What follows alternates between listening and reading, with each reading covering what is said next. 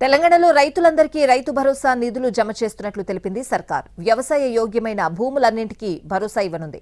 నిన్న 2 ఎకరాలు ఉన్న రైతులకు నిధులు జమ చేయగా నేడు 4 ఎకరాల లోపు భూమి ఉన్న రైతులకు రైతు భరోసా నగదు జమ చేయనుంది. నిన్న 2 ఎకరాలున్న రైతులకు మొత్తం 2,349 కోట్ల రూపాయల నిధులు విడుదల చేసింది. 9 రోజుల్లోనే రైతులందరి అకౌంట్లలోకి నగదు జమ చేయనున్నట్లు తెలిపింది తెలంగాణ సర్కార్.